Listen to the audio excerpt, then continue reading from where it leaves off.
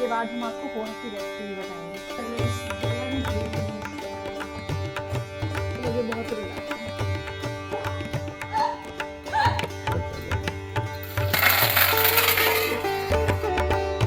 Hello guys, welcome back to my channel. I hope आप सब ठीक होंगे और मैं भी मस्त हूँ। जैसा कि आप देख रहे हैं गाइस, आज मैं किचन में खड़ी हूँ।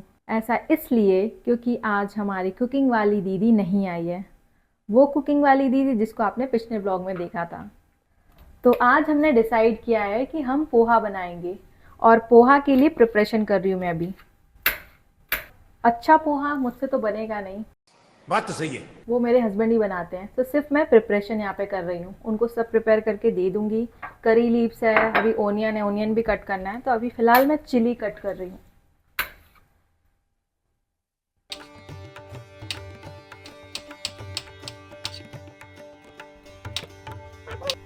मैं चिलीज़ तो ले आती हूँ पर हर बार अलग ले आती हूँ। कभी ज़्यादा तीखी हो जाती है, कभी ज़्यादा कम तीखी होती है, तो मुझे पता नहीं कितनी तीखी है।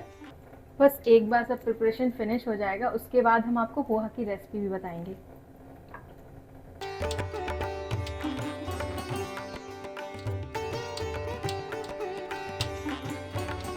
मुझे ऐसा लगता है कि जब घर में इतनी सारी चीज़ें अवेलेबल है, सारे इंग्रेडिएंट्स हैं, तो क्यों ना हम घर में कुछ अच्छा बनाएं। और ये प्याज बहुत रुला रहे हैं मुझे, इतना काफ़ी है।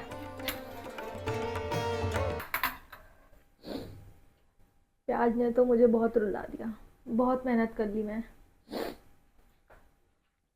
इतने से मेहनत का बहुत है ना। गाइस, मैंने बहुत मेहनत कर ली। बस मेरा काम किचन में ख़त्म होता है। चले एक काम कर, 200 रुपए दे और 50 रुपए काट ओवर एक्टिंग के वजह। आज तो हम पोहा खाने वाले हैं और साथ में चाय।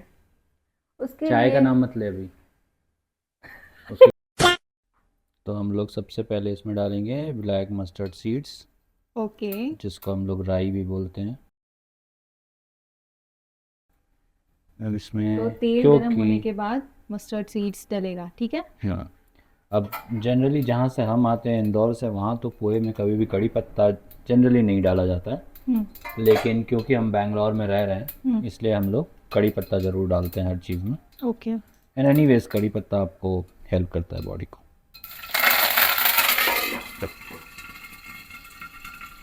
ये हम लोगों का अपना नुस्खा है कि जैसे ही कड़ी पत्ता ऊपर आने लगे उबल के, क्योंकि गीला रहता है ना, हम लोग जो बनाते हैं तब वो जनरली हमेशा गीला होता है। नहीं सूखे में भी वो मतलब ऐसे पड़ करते हाँ, रहता तो वो है। तो पता तेल, उसका पर्पस इज तेल को फाड़ना। नहीं।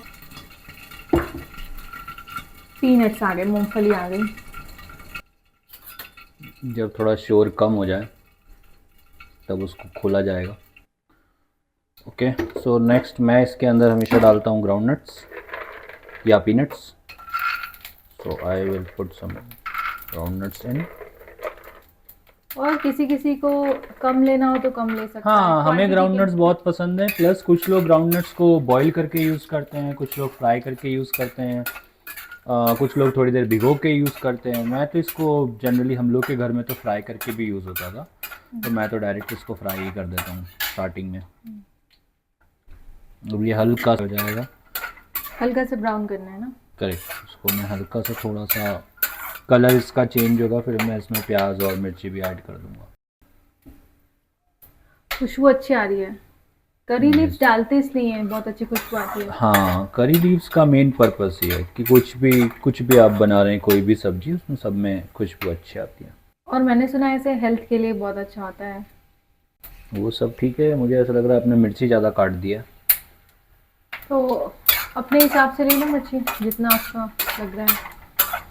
हल्का सा ब्राउन थोड़ा करना थोड़ा है ये ना। कलर चेंज हो गया है। हाँ, अब ज़्यादा मैं ब्राउन। इसमें बाकी चीज़ें ऐड कर दूंगा, जो कि होगा ओनियन एंड चिलीज़।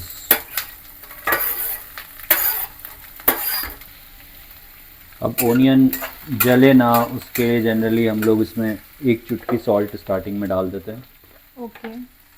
बाकी मैं जब अभी पोहा प्रिपेयर करूँगा तब मैं उसमें सॉल्ट डालूँगा।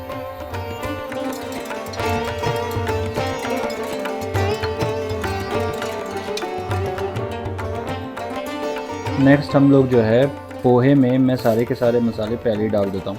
मैं बाद के लिए नहीं छोड़ता हूँ वो काम। क्योंकि उससे क्या है, मुझे स्टार्टिंग में मिक्स करना बहुत इजी होता है एक बार, क्योंकि पोहे बहुत सॉफ्ट होते हैं। अगर आप कढ़ाई में डालने के बाद सब कुछ मिक्स करेंगे तो काफ़ी टाइम वेस्ट होता है। सो इसमें मैं डालूँगा एकदम थोड़ी सी हल्दी, थोड़ा सा लाल मिर्च पाउडर, एकदम little, like you don't have to put too much. और अगर आपके पास कोई सा भी जो भी आप घर में गरम मसाला यूज़ करते हैं, इफ़ आप डालना चाहते हैं तो आप डाल सकते हैं। एंड इसमें मैं 1 चम्मच और सॉल्ट ऐड करूँगा बाद में।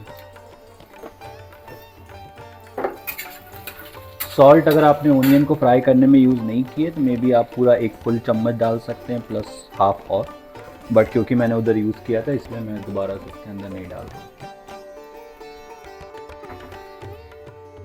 रेस्ट उसके बाद थोड़ा सा आप इसमें शुगर ऐड कर दीजिए। शुगर भी? यस, ओह, शुगर ट्रेडिशनली भी ऐड होता है, इससे आपको वो खट्टा मीठा जो फ्लेवर आता है वो आपको शुगर ऐड करने से ही आता है। जब ये शुगर थोड़ा सा कैरेमलाइज होता है तो काफ़ी अच्छा टेस्ट आता है उसमें। और गाइस ये पोहा की रेसिपी मुझे इतनी पसंद है कि हमेशा मैं इसी के हाथ से खाती हूँ, और मैंने ट्राई भी किया पर मुझसे इतना परफेक्ट नहीं बनता। जब भी पोहा खाने का मन करता है मैं इसी से बनवाती हूँ। मसाला कहाँ है? इसके बाद जो मैंने आपको स्टार्टिंग में बताया था जीरा 1 मसाला, तो वो भी हमारे पास रहता है टेस्ट के लिए। टेस्ट के लिए हम लोग बहुत कम ही डालते हैं बिकॉज काफ़ी स्पाइसी होता है। एंड क्योंकि मैंने ऊपर से ऑलरेडी उसमें रेड चिली पाउडर डाला हुआ है, एंड देन ग्रीन चिली हमने ऐसे भी डाली थी स्टार्टिंग में, तो इसलिए हम लोग उसको कम यूज़ करेंगे। हाँ, हम लोग generally red chilli powder avoid करते हैं, ग्रीन चिली ज़्यादा यूज़ करते हैं। अब इसको एक कुछ ढक्कन लेके आई टू डू दिस, शेक कर रहे हैं ताकि सब कुछ मिक्स हो जाए। हाँ इजीली मिक्स हो जाता है, हाथ भी गंदे नहीं करने पड़ते। ये बेस्ट है, सब मसाले डाल दो और मिक्स कर दो, कोई टेंशन नहीं, See? सारे मसाले एक साथ अच्छे से मिल जाते हैं। कुछ आपको हाथ लगाने की ज़रूरत नहीं है, चम्मच से मेहनत करने हो की गया। ज़रूरत नहीं है, इजीली हो जाता है। जैसा कि आप देखेंगे ओनियन जो है वो वाइट ही रहा, मतलब वो सॉल्ट डालने से हमें ये बेनिफिट हुआ। जला नहीं तो जल जाता है, जला नहीं एंड कुछ काला भी सा हो नहीं, जाता है। या कुछ भी नहीं जला इसमें से। और कुछ लोग ना प्याज लंबे लंबे भी काटते हैं, बट मुझे वैसा पसंद नहीं है तो मैंने ऐसा छोटा छोटा ही। हाँ वो सब देखिए पर्सनल प्रेफरेंस है, आप कौन सा पोहा यूज़ कर रहे हैं, क्या यूज़ कर रहे हैं, but basic recipe is this only. आपने देखा होगा हम लोग भी सब कुछ एकदम ट्रेडिशनल वाला नहीं करते हैं, कुछ कुछ चीज़ें हमारी भी डिफरेंट हैं। सो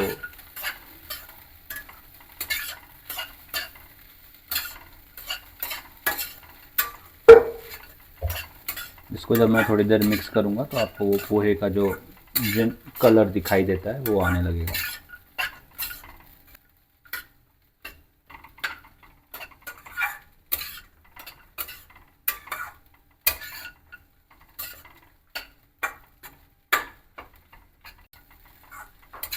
पोहा बना कि नहीं नज़र पहले ही लग गई। पूरा पोहा अभी उलटने वाला था गाइस, मैं बहुत देर से देख रही थी ना कि पोहा बन रहा है, कब मिलेगा, मेरी नज़र लग गई। देखो अब इसमें पोहे में कलर आना शुरू हो गया है, अगर आप देखेंगे तो वो येलो जो फेमस कलर है पोहे का वो आपको अब दिखने लगेगा थोड़ी देर मूव करने के बाद। अगर आप चाहते हैं कि पोहा और सॉफ्ट हो जाए तो उसके लिए आप वो वाला पोहा बनाना है। करेक्ट, आपको बेसिकली स्टीम देनी है नीचे से एंड ऊपर से ढक के रख देना है। उससे क्या है आपका पोहा जो है स्टीम के साथ और कुक हो जाता है एंड जलता भी नहीं है, and at the same time it gets very very soft. तो वो भी मैं आपको अभी करके दिखाता हूँ because anyway I was planning for today. तो लेट मी टेक दिस, इसको उठा के जिसमें मैंने पोहे भिगोए थे उसी बर्तन को मैंने पानी भर के रख दिया है, and now I will just put the lid on. A few moments later.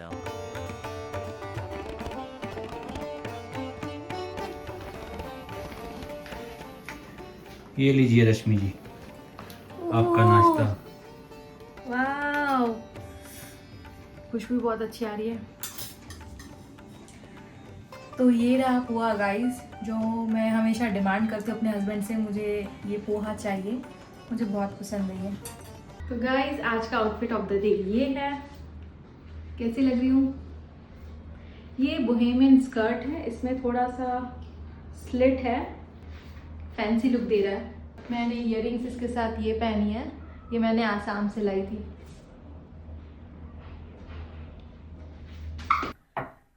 So guys, poha खाने के बाद चाय तो एक बनती है और यहाँ चाय की तैयारी चल रही है। मसाला चाय।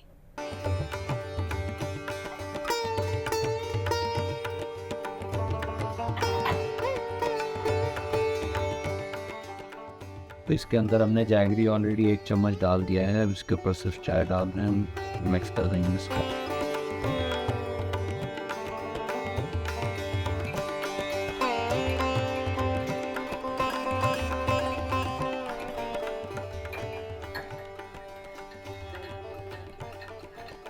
सो गाइस, जैसा कि मैंने आपको बताया था कि मैंने कुछ कंटेनर्स लिए थे और पहले के भी कुछ कंटेनर्स थे मेरे पास, तो मैंने सोचा कि अपने किचन को ऑर्गेनाइज कर देती हूँ।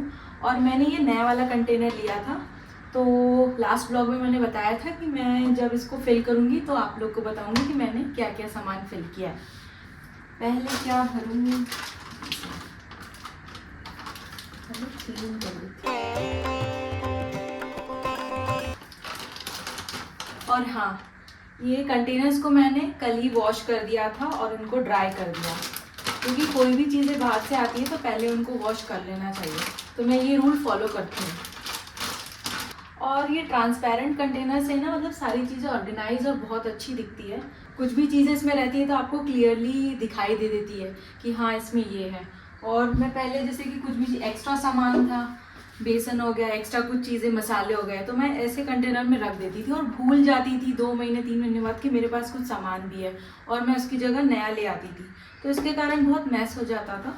क्यों ना मैं किचन को थोड़ा सा और ऑर्गेनाइज करूं और कुछ कंटेनर्स लेके आऊं और इन सबको अपने किचन से हटा दूं। रखते जाती हूँ।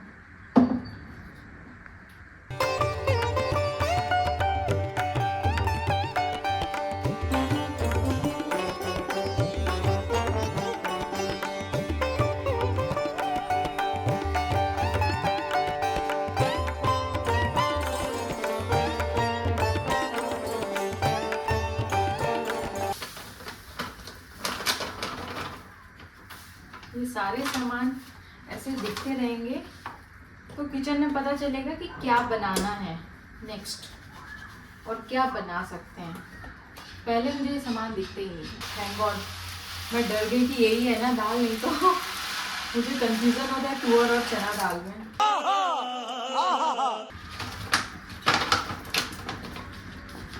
थैंक गॉड मैं कुछ गलत मिक्स ना कर दूं। मैं अभी थोड़ी देर के लिए डर गई थी, यही चना दाल है ना।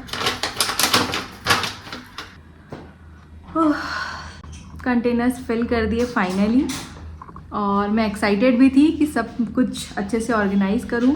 अब से सब चीज़ें मेरी नज़रों के सामने रहेगा और जो भी कुछ बनाना रहेगा तो मुझे ऐसा कन्फ्यूज़न नहीं रहेगी कि ये है कि नहीं है। सो मैंने पुराने डब्बे सब रिमूव कर दिए हैं और सारे डब्बे ऑर्गेनाइज कर दिए हैं किचन में। इससे पहले कि मैं आज का व्लॉग यहीं एंड करूं तो मैं आपको दिखा देती हूँ कि मैंने किचन में कैसे ऑर्गेनाइज़ किया है।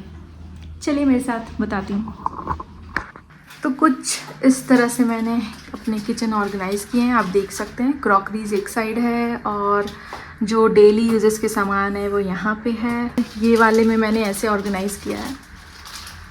तो अभी फ़िलहाल मुझे सब कुछ दिख रहा है। जो डेली यूज़ का है वो मैंने फ्रंट में रखा है, जो बहुत रेयर यूज़ का है, कम यूज़ करती हूँ, तो उसको मैंने पीछे रखा है। और ये रहा परफेक्ट। सो गाइस, कैसा लगा आपको मेरा ऑर्गेनाइज्ड किचन? अगर आपको अच्छा लगा तो प्लीज़ मेरे ब्लॉग के कमेंट सेक्शन में कमेंट करें और अपना फीडबैक बताएं। Thanks for watching my vlog. मिलते हैं अगले व्लॉग में।